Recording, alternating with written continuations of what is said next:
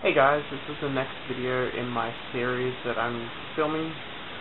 This one is called When, Why, and What. So essentially what I'm going to be discussing is when I got on my path, what drew me there, and kind of what beliefs and practices I have. So when was back when I was 15 in 2000, I think it was about February when it happened. Was a friend at school. I was in year 10, and a friend of mine was just talking about like witchcraft and spells and all that sort of stuff, and it kind of got me interested in, like, I suppose I'd always been interested in it, but it was kind of more a foot in the doorway sort of thing. So she introduced me to it and lent me like one of her books. I had to read through and everything, and it seemed to really resonate with what I was looking into and who I was and what sort of beliefs I had.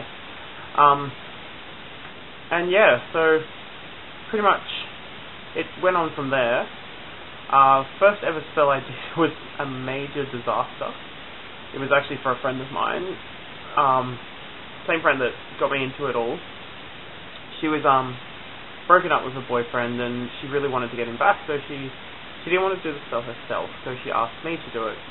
And essentially what it was just I think it was a love of return to me spell, but somehow I didn't have all the right ingredients, and instead of bringing her ex-partner back, I might have almost made a whole entire year of males at my school fall in love with her, or make her the major center of attention.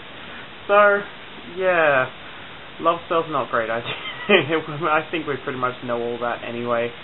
The whole controlling others and for personal gain. But yeah, so that was the start of all my path. But it's been almost 10 years now that I've been on my path, and been working with a friend of mine for a long time, but kind of branched off and doing my own practice now. Been in a couple of covens. First coven I was ever in was the Circle of the Phoenix, which a friend of mine and we just started that together with another friend of ours, so it was kind of a trio. And then that was played back in like 2004 or something, and I was with them for a couple of years, and then our group ended up joining with another group, and we ended up forming Astarian Grove, which is still running. But back in March, I decided that it was best for me to leave and do more of my own personal sort of practice stuff.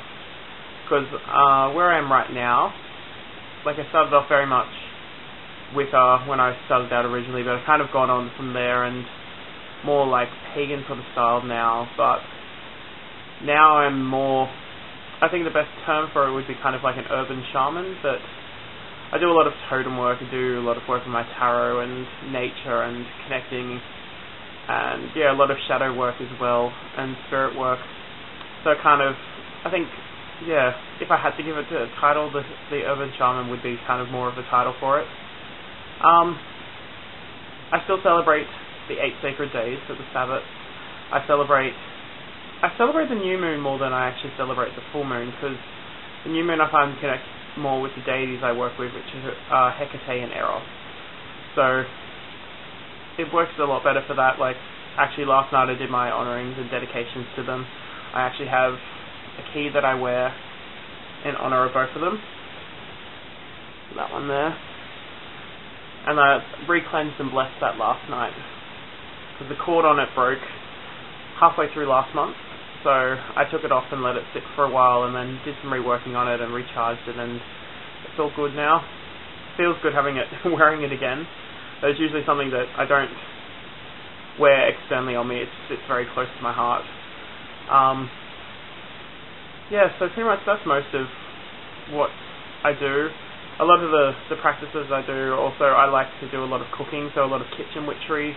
I definitely like to put the craft in witchcraft, making candles and bracelets, everything. Actually, I'll grab you guys the candle I have.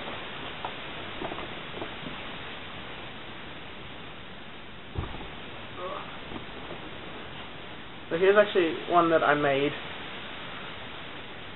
and this is my new God and Goddess candle. So you can actually see it's white at the top, but then the colours slowly fade in. And the actual wax I use for this is palm wax, so you actually get, there's a nice crystal effect to it. And it's scented with cinnamon and gardenia, so it kind of has a spicy flower smell to it, and I just love how it turned out, because it wasn't exactly how I expected it to, but I like the end result, so it looks fantastic.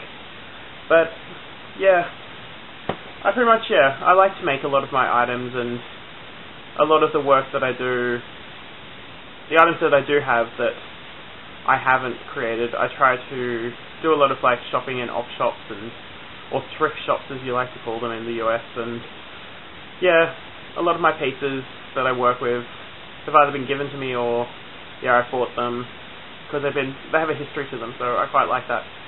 But yeah, so when did you guys get started, and why did you really get started into it, and kind of what are your beliefs now, and if you had to maybe put a label to it? But I know a lot of us can find that hard doing, because there's so much that we do, and we're more than just the labels that we are.